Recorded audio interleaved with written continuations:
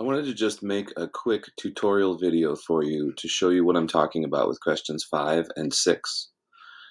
The idea here is when you open up Google Draw into this file that I've given you for these pictures, you can go to this little drop-down area right here, and you can pick Arrow.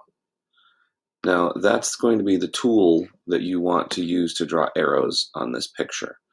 And the idea is to think about how these magnets on the edges are completely stationary on both edges. Those are going to stay right where they are.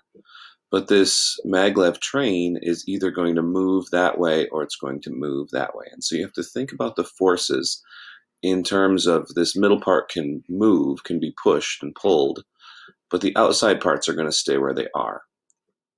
So just to draw a couple arrows for you to get you started so that you are thinking about this idea in the right way, you're showing the things that I'm looking for, is if I look at this south magnet right here and this north end of a magnet here, then obviously these are going to pull toward each other.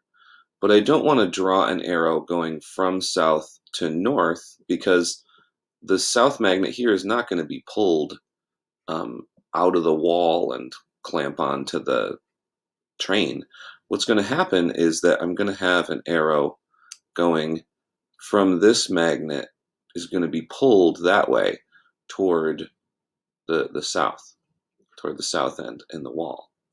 And likewise, when I would look at this north magnet here, or north end of a magnet, and north end of a magnet here, they're going to repel each other.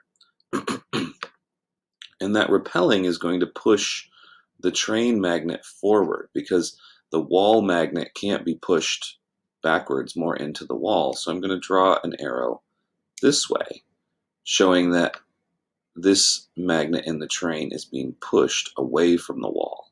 Whereas with the south part here, this magnet is being pulled toward the wall, kind of diagonally. So with that in mind, you're going to draw in arrows all along the edge of the train for both of these questions using this arrow tool. And then all you need to do is save it and upload it in the same way that you add things to any lab report.